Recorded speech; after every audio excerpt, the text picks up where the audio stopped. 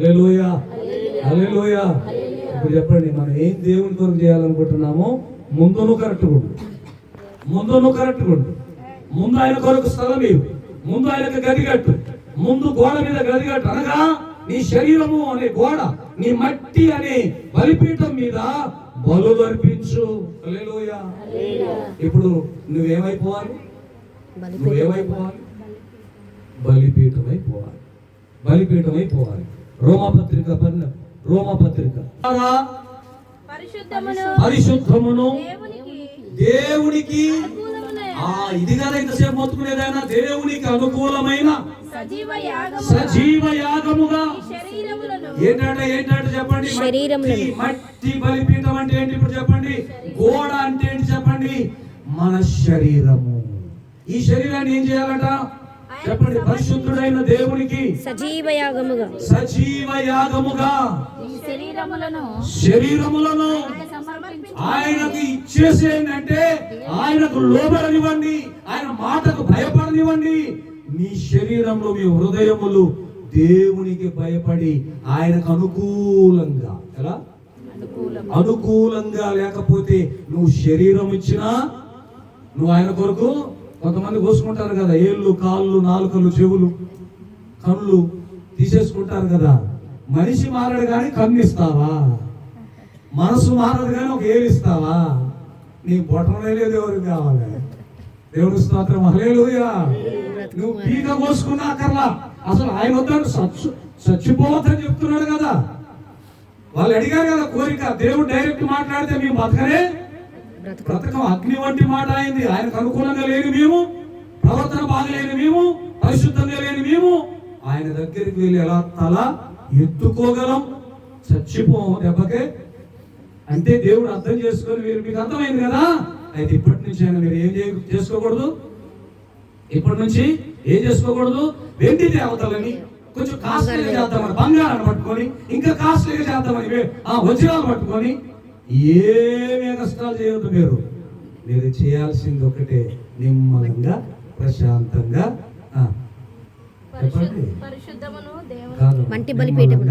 పరిశుద్ధంగా పవిత్రంగా మట్టి బలిపీఠం కట్టండి. ఎంత గొప్ప దేవుడు. ఖర్చు తగ్గిందా లేదా? దేవుని స్తోత్రం. హల్లెలూయా. ఖర్చు తగ్గిందా లేదా? ఈ కట్టడ దేనికంటే ఆ మట్టి శరీరము, ఆ మట్టి బలిపీఠం నువ్వే. ఆ మట్టి బలిపీఠములో ఉండే ఆ మట్టి గోడ మీద కట్టబడిన ఆ గది నీ హృదయమే. ఆ హృదయములో ప్రార్థన ఉండాలి, ఆ హృదయములో దేవుడి భయం ఉండాలి, ఆ హృదయములో దేవుడి వాక్యమైన దీపం ఉండాలి. దేవుడు విశ్రాంతి బలానమ్మకమైన మంచి దాసుడని నిన్ను బట్టి ఆయన ఆనందించేటట్లు నీ హృదయములో ఆయనకు విశ్రమ స్థానం ఉండాలి. ఇవన్నీ ఉండాలట. దేవుని స్తోత్రం చెప్పండి. హల్లెలూయా. అపోస్తలుడైన పౌలు రోమీయులకు రాస్తాడు, దేవుడికి కావాల్సిన నువ్వే. నీ శరీరం కంట్రోల్ గా ఉండాలి, నువ్వు కంట్రోల్ గా ఉండాలి. సజీవ యాగముగా ఆయనకు మీ శరీరములను సమర్పించుకోండి. మీకు మిగతాది ఏమి కూడా మీరు బాగులేకుండా, మీరు చక్కగా లేకుండా మీరు ఎద్దులను అర్పించినా వద్దు, మీరు కోడెలను అర్పించినా జాగ్రత్తగానండి. మీరు ఏది ఇచ్చినా నాకు వద్దు. నాకు అనుకూలంగా మీరు సజీవ యాగంగా మార్చబడితే చాలు. దాని మీద ఇప్పుడు అర్పించండి. మీరు దేని మీద? మార్పు చెందిన మీ మనసులో నుండి, మార్పు చెందిన మీ జీవితంలో నుండి అప్పుడు చేయండి. దేవుని కొరకు ఏం చేయాలనుకుంటున్నారు అప్పుడు చేయండి. దేవునికి ఏం చేయాలని మీకు అనిపిస్తుందో, మీ ప్రవర్తన కరెక్ట్ గా ఉండి, మీ జీవితాలు కరెక్ట్ గా ఉండి, ఆ గోడ మీద ఆ మట్టి బలిపీఠం అనే నీ జీవితం ఆయనకు అనుకూలంగా కట్టబడిన తర్వాత దాని మీద ఆయన కట్టడాల ప్రకారం మీరు సజీవ యాగంగా సమర్పించుకోండి అన్నాడు. ఇప్పుడు కొద్దిగా ముందుకు వెళ్తుంటే కొన్ని చెప్తా ఉంటాడు చూడండి. దేవుని వాత్సల్యమును బట్టి అక్కడ కాదు, మరలా రండి. మరలా నిర్గమకాండం 20వ అధ్యాయం నా కొరకు చేసి దాని మీద ఈ దహన బలులు, వీటి అర్థాలు చెప్పాలంటే మనకు చాలా టైం పడుతుంది. కానీ దహన బలులు కాల్చబడాలి, సమాధానం పడటం కోసం బలులు కావాలి. నీ గొర్రెలను నీ ఎద్దులను లేక నీకున్న సమస్తము ముందు మట్టి బలిపీఠం కట్టాక, నీ జీవితం కట్టబడ్డాక నువ్వు దేవుని కొరకు ఇవన్నీ చేయాలి. ఎలా చేయాలి? దహన బలులు అనగా ఆయన కొరకు సమాధాన బలులు. చెప్పండి, బ్రతుకుట క్రీస్తే, చావైతే లాభమని అంత నిర్ణయాలతో ఉండాలి. అక్కడ అంటున్నాడు సమాధానము. గత రాత్రి, నిన్న రాత్రి, మొన్న రాత్రిలో జాన్శేఖర్ ఇంట్లో దైవజనుడు చెప్పాడు, సమాధానం లేక కోట్ల రూపాయలు ఉన్నా నెమ్మది లేక ఎక్కడ సమాధానం దొరుకుతుందా, ఎక్కడ నెమ్మది దొరుకుతుందా అని దాని కొరకు తిరుగుతుంటే కొంతమంది వాళ్ళని క్యాచ్ చేసుకుంటున్నారు. ఎంతమంది? చాలా మంది అండి. ఇప్పుడు మీరు చాలాసార్లు గమనించారు, టీవీలో కానీ మీరు మీ మొబైల్లో కానీ, వాళ్ళేమో భయంకరంగా బస్సు కాలి ముద్దయి బూడిదై చచ్చిపోతే ఆ వార్త వేస్తా ఉంటే కింద స్క్రోలింగ్ లో జ్యోతిష్యం చెప్పబడు. ఈ రోజు కాల్ చేసిన వాడికి ఉచితం, ఈ రోజు కాల్ చేసిన వాడికి ఉచితం. సందర్భం ఏంటి? అక్కడ మొత్తం 18 మంది 21 మంది చచ్చిపోయి వార్త చెప్తాంటే వినేవాడు టెన్షన్ పడతాంటే వీరేమంటున్నాడు, ఇదే అదును అనుకొని జ్యోతిష్యం చెప్పబడును, మీకు పెళ్లి కావట్లేదా, మీకు పిల్లలు పుట్టట్లేదా, మీకు ఇల్లు కడితే ఇంట్లో శాంతి లేదా, మీకు సమాధానం లేక ఉద్యోగం లేదా, గవర్నమెంట్ జాబ్ కావాలా? ఇవన్నీ ఇచ్చినోడైతే వాడు రూమ్ లో ఎందుకు కూర్చుంటాడు? దేవుడు స్తోత్రం, హల్లెలూయా. అప్లికేషన్ అక్కడనే ఉండాలి కదా. మీరు గమనించండి, ఈ క్యాచ్ చేసుకునేవాడు అక్కడ దుఃఖంలో ఉంటే కూడా స్క్రోలింగ్ లో అవే వస్తూ ఉంటాయి. కొంతమంది ఆ టెన్షన్ ఈ టెన్షన్ అటెన్షన్ గా ఉండలేక ఏం చేస్తారు తెలుసా, ఈ నెంబర్కి ఏదో చేస్తే నా పరిస్థితి మారుతుందంటే, మీకు చాలాసార్లు చెప్పాను, ఒకసారి మీ హస్త ఫోటో పంపమంటాడు. ఏం చేస్తాడు? మీ 2 కుడి హస్తం ఎడమ హస్తం ఫోటో పంపమంటే అప్పుడంటే పోయి చేతికి ఇవ్వాలి చెయ్యి, ఎందుకంటే అప్పుడు సెల్ ఫోన్లు లేవు కాబట్టి చేతికి ఇవ్వాలి. ఇస్తే ఇలా చూసి చెప్పేవాళ్ళు. ఇప్పుడు అక్కడ నేను చెప్తాడు, వాడు ఎప్పుడు కూడా ఎవరి చేతిని చూసి కూడా బాగుంది అనడు. ఎందుకని చెప్పమ్మా, బిజినెస్ లాభం రావాలంటే మంచిగుంది అనడు. అసలు వచ్చినోడిని ఎవరినైనా సరే, అబ్బా నీ రేఖ అద్భుతం, అసలు నీ భవిష్యత్తు సూపర్ అని అన్నాడు. అసలు ఎందుకనంటే అసలు నిజంగా మీది ఎంత మంచి జన్మో, ఎంత మంచి పుట్టుకో అనుకుంటూ వచ్చి ఇక్కడ దాకా వచ్చినాక మొత్తం రివర్స్ అయిందండి. ఇక్కడ దాకా వచ్చినాక రివర్స్ అయింది. లేకపోతేనా అంటాడు. వెంటనే వీడి ఎంత ఖర్చు అయితే అంటాడు. అంతే, అంతులేని ఖర్చులు పెడుతున్నారండి శాంతి కొరకు. నా యేసయ్య ఉచితంగా ఇస్తాడట. హల్లెలూయా. ఏమంటున్నాడు? ప్రయాసపడి భారం మోసుకొనుచున్న సమస్త జనులారా, అటు ఇటు పోయి అన్ని డబ్బులు ఎందుకు ఖర్చు పెట్టుకుంటారు? వ్యర్థమైన వాటికి పెట్టుకుంటున్నారు, అర్థం లేని వాటికి పెట్టుకుంటున్నారు. ఇంకా అంటాడు, ద్రాక్ష రసము కొనకండి, మత్తు పదార్థాలు కొనకండి, వాటికి బానిసలు కాకండి. మీరు రూపాయి పాపం కష్టపడి తెచ్చి ఆ సారా కొట్టోడికి ఎందుకు తగలబెడతారు? ఎంత మంచి దేవుడు! ఇంత క్లియర్గా చెప్తారు ఎవరన్నా? ఇంత క్లియర్గా. ఇంకా సామెతల గ్రంథంలో అంటాడు, అది గిన్నెలో పోస్తే ఎట్లుంటుందమ్మా, అసలు వజ్రాలు కూడా మెరవాట. అట్లా ఏంటిదమ్మా? బ్రాండీ, విస్కీ, బీరు, నాటు సారా. నిన్న ఒకడు సడన్ గా చూస్తే కళ్ళు గురించి చాలా కవిత్వం చెప్తున్నాడు. అది పొంగుతుందని, దాన్ని చూస్తుంటే నోరు లాలాజలం మరి ఊరదా ఈ తాగుబోతుడికి. దేవుని స్తోత్రం, హల్లెలూయా, హల్లెలూయా. కాబట్టి దాని గురించి చక్కగా చెప్తాడు. అది చిన్నగా ప్రవేశించి కట్ల పాము వలె నిన్ను కాటేస్తుంది. కాటేసినాక దేనికైనా మంత్రం ఉంటది కానీ, దేనికైనా మందు ఉంటది కానీ, నిన్ను మింగి మంచిని తాగిందాక అది నిన్ను వదలదు. మానేయ్, వద్దు. వాటి కొరకు నీ రూపాయలు ఖర్చు పెట్టొద్దన్న దేవుడు గొప్పవాడా? ఇక్కడ దాకా నీ రేఖ బాగుంది కానీ ఇక్కడికి వచ్చినాకనే మొత్తం రివర్స్ అయిందంటే వీడు లక్షలన్నీ గడించే వాడు గొప్పోడా? నా యేసయ్య గొప్పోడా? దేవుని స్తోత్రం, హల్లెలూయా, హల్లెలూయా. ఇక్కడ అంటున్నాడు చూడండి ఎంత చక్కగా అంటున్నాడు, నువ్వు మట్టి ఘటముగా బలిపీఠముగా కట్టబడిన తర్వాత దాని మీద చేతులు గాని సమాధాన బలులను ఈ గొర్రెలను శాంతినిస్తాను, సమాధానం ఇస్తాను, నెమ్మదినిస్తాను, ఉచితంగానే ఇస్తాను. నా దగ్గరకు వచ్చి వారిని నేను ఎంత మాత్రము త్రోసివేయను. కొంతమంది పాదిరులు ఉన్నారు. ఇస్సాక్ అనేటువంటి ఒకడు వస్తున్నాడు దాంట్లోకి. మొన్న ఎక్కడ చెప్పాను కదా, ఇస్సాక్ అనేటువంటి ఒకడు వస్తున్నాడు. వాడు ఫస్ట్ లో బాగా పాపులర్ గా అందరికి చెప్పుకున్నాడు. అదేం గార్డెన్ అది? ఎస్ఆర్ గార్డెన్ లోకి వచ్చేటప్పుడు అది ఎంత పెద్ద గార్డెన్ అండి, ఎంత కాస్ట్ ఉంటుందండి, అది ఎంత కిరాయి ఉంటుంది అది.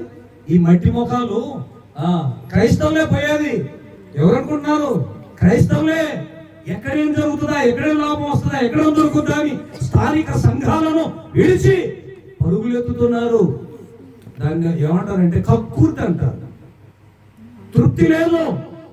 దేవుడు మంచి కుటుంబాన్ని ఇచ్చి, పిల్లల్నిచ్చి, పెంచి పెద్ద చేసి, ఇల్లునిచ్చి, చావు బ్రతుకులు ఉన్నప్పుడు ఎన్నో మేలు చేశాడు. ఏదో ఒక రోజు ఏదో పెద్ద బాధ కొన్ని రోజులు తగ్గట్లేదు, దానికోసం ఎత్తుకుంటూ పోతావా? అక్కడ వాడు అంటాడు, ఒక స్త్రీ ముందుకొచ్చి సాక్షి చెప్తాను, జాగ్రత్తగా సాక్షి చెప్తుంది. అయ్యా వందనాలు అయ్యా అన్నది.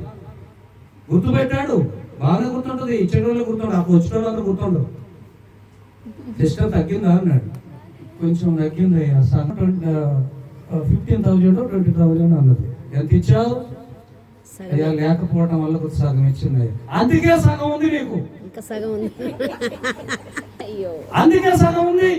ఆ సగం కూడా ఇచ్చేయి. ఇట్లాంటి బిజినెస్ పాస్టర్లు కూడా ఉన్నారు అక్కడ. ఇప్పుడు ఎలా ఉందో తెలుసామా? ఒకప్పుడు ఫ్లెక్సీ కట్టి వచ్చాడు, ఇప్పుడు ఫ్లెక్సీ లేదేం లేదు, ఫిక్స్. జాగ్రత్తగా అమ్మా. ఇప్పుడు ఫిక్స్ తీసుకున్నాడు మొత్తం. అక్కడికి వచ్చే మట్టి జనాలని ఒక్క కొట్టుడు కొడతాడు, అంత నొక్కితే అందరికి పలానా టైం వస్తానంటే సొల్లు కాచుకుంటూ పోయి ఆ గేట్ దగ్గర దాని నిండా కూర్చుంటున్నారండి. వీళ్ళందరూ ఎవరు? జ్యోతిష్కుల దగ్గరికి వెళ్ళే బ్యాచ్. క్రైస్తవులు మరీ ఉన్నారు ఇలాంటి వాళ్ళు. దేవుడు అక్కో ఆ సంఘాన్ని పెట్టి పక్క తొందర పోదాంరా, పాటలు అయిపోతున్నాయి, వాక్యం అయిపోతుంది, మనం టైం పోవాలా అని అనరు. అక్కో అయినారు పోతే మనం రాడే, మన నెల కొత్తడు పోదాం పా, ఆ తైలం పోసుకుందాం పా, మీద ముఖం కూడా కట్టుకొని వద్దాం పా, ఇంత మింగొద్దాం పా, 2-3 బాటిళ్ళు కొనుక్కొని వద్దాం పా. రావుడినా రాక ఏమడావిడి స్థానిక భాషల దగ్గర లేదు. ఇది మాకు అంతా మార్చుకొని వస్తారు చర్చికి. ఇలా ₹1,00,000 అని జ్యోతిష్యం చెప్పి తిన్నట్టు కొంత మార్చు కలకలగా రారు. ఏం బాధరా, పోకపోతే అయ్యగారు ఫోన్ చేస్తాడేమో. దేవుని స్తోత్రం, హల్లెలూయా. నేను నిన్న చెప్పాను కదా, ఇజ్రాయెల్ పాస్టర్ గారే న్యాయాధిపతి మినిస్ట్రీ, ఇప్పుడు పేరు కూడా మార్చేశాడు. ఇన్ని బాటిల్ పెట్టుకుని నూనె బాటిల్. నాకు స్టేటస్ లో ఉన్నాడు ఆయన, ఫాలోయింగ్. ఆయన ఒక మాట రాశాడు దాని మీద, ఈ స్వస్థత తైలాభిషేక కూడిక గ్రాండ్ గా జరిగేటట్టు ప్రార్థన చేయమని పెట్టాడు స్టేటస్ లో. ఇప్పుడు నేనేం చేయాలి? ఇప్పుడు నేను స్టేటస్ చూసినమ్మా, ఆయన నూనె బాటిల్ అన్ని అయిపోవును కాక అని ప్రార్థన చేయాలి నేను. అప్పుడు నేనెందుకు ఆగుతా? చిన్న మెసేజ్ పెట్టా. ఎలా ఎలా ఎలా వినిపించాలో నాకు తెలుసు. మీరు చక్కగా పాటలు రాస్తారు బ్రదర్, ఫస్ట్ స్టార్ట్ చేయాలి మరి. నిజమే, చక్కటి పాటలు రాస్తారు. మీరే సంగీతాన్ని, మీరే క్యాష్ వాయిస్తారు, మీరే పాటలు రాస్తారు. మీ పాటలు 2 రాష్ట్రాల్లో ఎంతో మంది పాడుతున్నారు. చక్కటి అర్థాలు, మంచి మెసేజ్ ఇస్తారు మీరు. సంగీత విద్వాంసులు, రచయితలు. కానీ ఈ ఒక్కటి ఎందుకు చేస్తున్నారో నాకు అర్థం కావట్లేదు.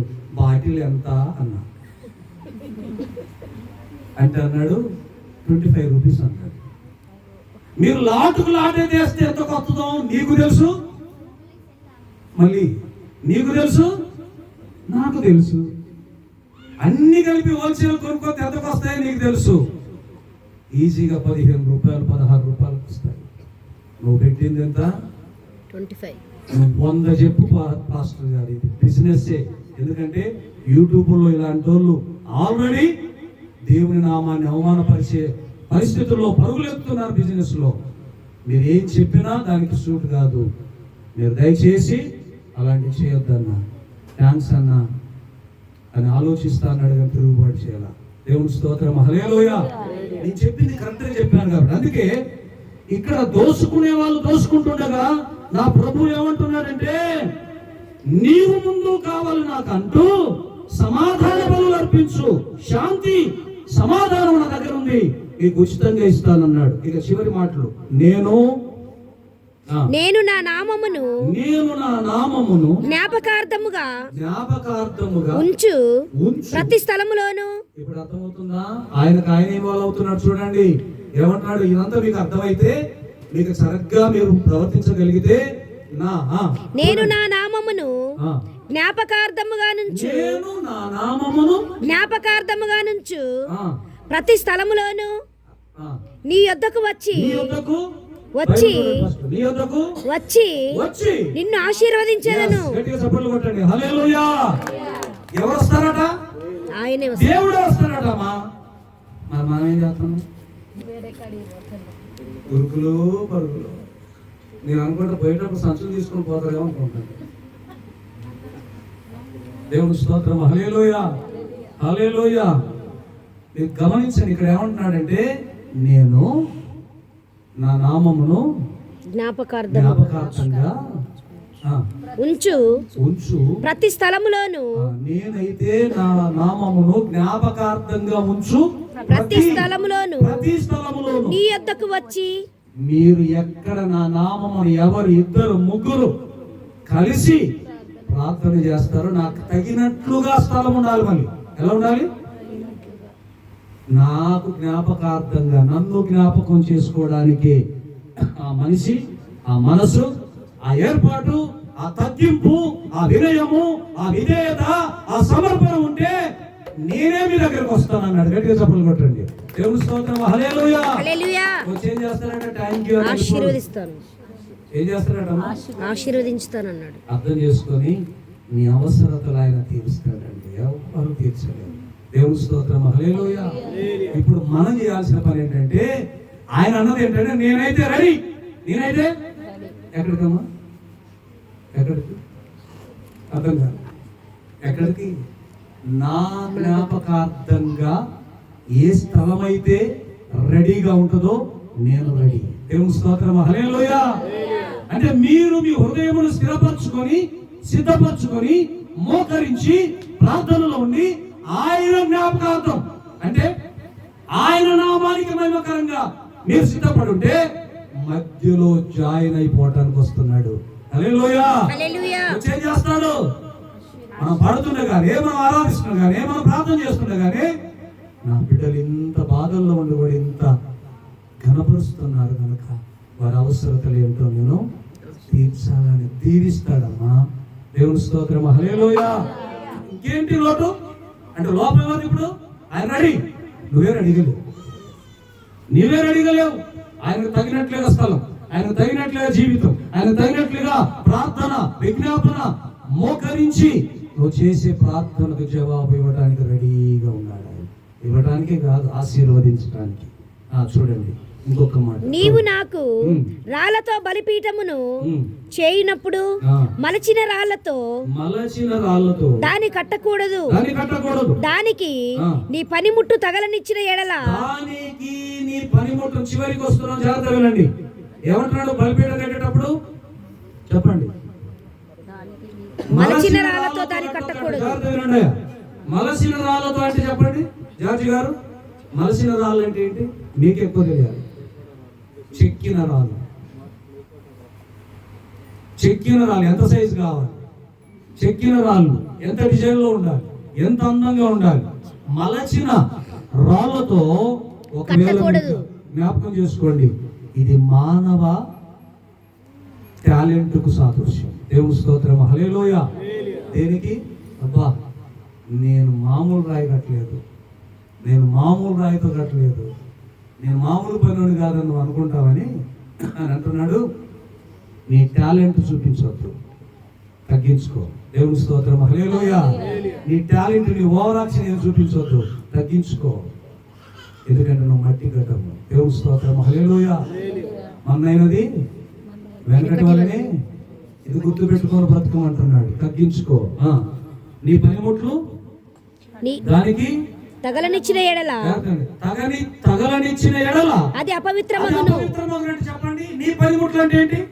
నీ టాలెంట్స్, నీ జ్ఞానం, నీ బలము, నీ అందము, నేను అనేది నీ అనేది ఎప్పుడైతే నువ్వు దాన్ని నీ చేయగలనని చేస్తావో అది అపవిత్రమే తప్ప పవిత్రము కాదు. ఒక ఆయన అన్నాడు నాతోటి, ఎంత అనుకున్నా గారి గుడి అన్నాడు. నేను వెళ్ళాను, మొత్తం ఒక 15 మంది 20 మంది సంఘం ఉంటుంది. గుడి ఎంత అనుకున్నావు అన్నాడు. ఎంత అన్నాడు? 20 lakhs అన్నాడు. ఫస్ట్ ఇంత కట్టారంటే గుడి కట్టిన తర్వాత జనాలు వాళ్ళే వత్తరని కట్టిన అయ్యారు, వత్తనే ఉన్నారు, 15 మంది అయ్యారు. దేవుని స్తోత్రం చెప్పండి, హల్లెలూయా. అంటే మీరు గమనించండి, ప్లాన్ ఎక్కడ ఉంది?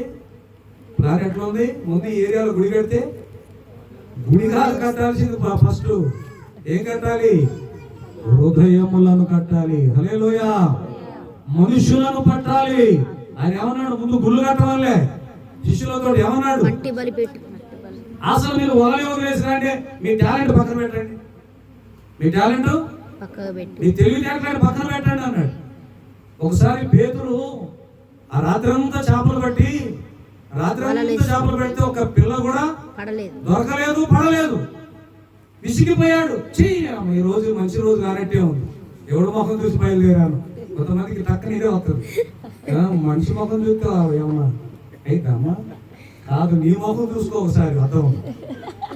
దేవుని స్తోత్రం. దేవుని బిడ్డలు పిల్లలు వచ్చినప్పుడే ఊరికి వెళ్ళాలి, అర్థమైందా? ఎవరైనా తుమ్మినప్పుడే డాన్స్ బ్రదర్ అని కూడా పోవాలి. తుమ్మిందా లోపల 5 నిమిషాలు. ఇవన్నీ చూడండి, ఏంటంటే మీరు గమనించండి, భయం.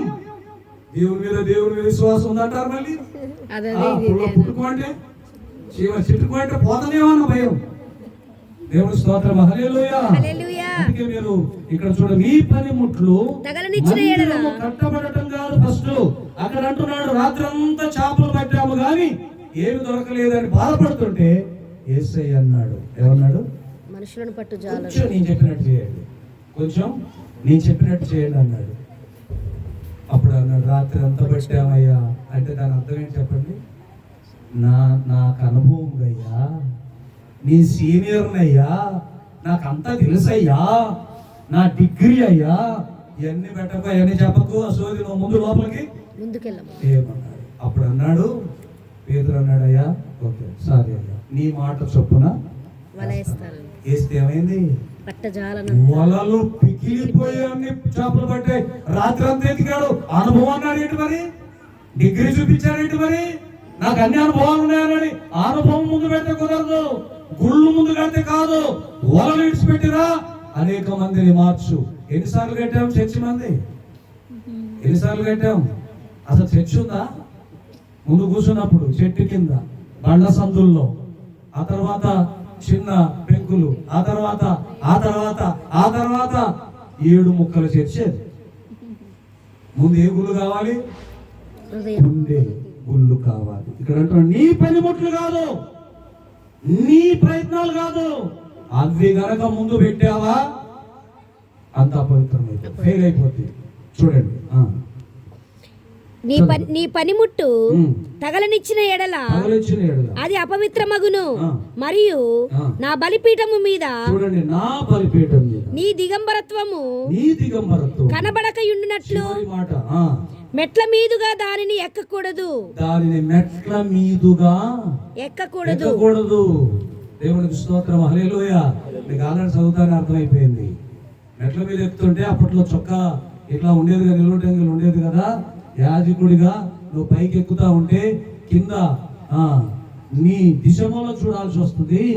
అంత నిర్లక్ష్యంగా నువ్వు పైకి ఎక్కకూడదు. అంటే ఎంత భయపెడుతున్నాడు చూడండి. దేవుడి దగ్గర నిలబడేటప్పుడు, దేవుడి దగ్గర కూర్చునేటప్పుడు కొంతమంది దేవుడి దగ్గర అంటే 5-6 సిగ్నల్ అన్నట్టు అక్కడ మావాడు ఎదురు చూస్తున్నాడు. బాగా కొంతమంది కాళ్ళు బోరు చాపి ఆపుతావా తన్నా రకరకాల ప్రజలు ఉంటారు సంఘంలో. కొంతమంది వెతికికుంటా ఉంటారు, పిచ్చి పిచ్చిగా. కొంతమంది మాత్రం వాక్యములో ఆనందిస్తూ ఉంటారు. హల్లెలూయా, హల్లెలూయా. ఇదంతా నిర్లక్ష్యంగా ఉండొద్దు. నీ బాడీ, నీ కదలిక, నీ మాట, నువ్వేం చేసినా చాలా డిగ్నిటీగా ఉండాలి, నాకు తగినట్లుగా ఉండాలి. నువ్వు పైకి ఎక్కేటప్పుడు ఆ మెట్ల మీద అలా ఎక్కకూడదు, ఎలా ఉండాలో అలా ఉండాలని చెప్తున్నాడు. ఇవన్నీ జాగ్రత్తలు, ఇంత జాగ్రత్తలు ఎందుకు చెప్తున్నాడు? మనిషి పాపములోనే పుట్టి, పాపములోనే బ్రతికి, పాపములోనే చనిపోతే బాగుండదని బ్రతుకులు మార్చే నా దేవుడు ఇన్ని జాగ్రత్తలు చెప్తున్నాడు. హల్లెలూయా. నువ్వు నలుగురిలో ఏలన పాలు కాకూడదని నీ పక్షంగా ఎన్ని జాగ్రత్తలు చెప్తున్నాడు. నీకు గౌరవం దక్కాలని, నువ్వు బాగుండాలని. మీరు చూడండి, ఆ మాటలు ఒక్కొక్కటి మీరు చదువుకుంటూ వెళ్ళండి. ఇదంతా మనకు ప్రాక్టికల్ అక్కడ జరిగేది వేరైనా మన హృదయాల్లో, మన జీవితాల్లో అది ఎంతవరకు ఆపాదించబడుతుందని ఆలోచన చేస్తే నిజమే, ఆయన ముఖాముఖిగా మాట్లాడితే మనం బ్రతకలేము. కానీ చివరిగా నేను మాట చెప్పి ముగిస్తున్నాను. ఇంత చేశాడా, ఇంత చెప్పాడా, ఇంతసేపు మనం గంట సేపు దేవుని వాక్యం విన్నామా? ఇప్పుడు మోసే పలకలు తీసుకొని ఏం చేస్తున్నాడు? కిందికి వస్తున్నాడు. 10 ఆజ్ఞలు తీసుకొని కిందికి వస్తున్నాడు. ఇప్పుడు ఈ ప్రజలందరితో దేవుడు స్వరమెత్తి ఏం మాట్లాడాడు? ఏం చెప్పమన్నాడు? మీరు ఏది చేసుకోకూడదని చెప్పాడు. ఏం చేసుకోకూడదని చెప్పాడు. కానీ వాళ్ళు వినరు మాట. వాళ్ళు వెంటనే దేవుని మాటలు మరచిపోయి వారు చెయ్యాలన్న కీడే పాపమే చేశారు. అందుకే మోషేకి, దైవజనుడికి కోపం మండిపోయి ఇన్ని రోజులు టైం పెట్టుకుని 40 రోజులు ఎవరి పక్షంగా? మీ కొరకే. దేవుడు, పరలోక దేవుడు కిందికి దిగి వచ్చింది ఎవరి కోసం? అంత గొప్ప దేవుడు ఇంత చిన్న మనిషి కొరకు దిగొచ్చిందంటే అర్థం చేసుకోరా మీరు? ఇన్ని గంటల సేపు 10 ఆజ్ఞలు ఇచ్చి ఇలా ఉంటే మీకు ప్రయోజనం, మీ పిల్లలకు, మీ కుటుంబాలకని, మీ తరతరాలకని చెప్తే అర్థం కాదా? చూసేసరికి ఏం చేస్తున్నారట? ఆయన తీసుకొచ్చినప్పుడు ఏం చేస్తున్నారు? తిని బాగా తిన్నారట. మా పొట్లం తిన్నారట. పొట్లం బిర్యానీ ఉన్నాయి కదా, ఇప్పుడు అన్ని బిర్యానీ షాపులే మనకు గుట్ట పక్కన. ఈ గుట్ట దగ్గరికి ఎవరు రాను.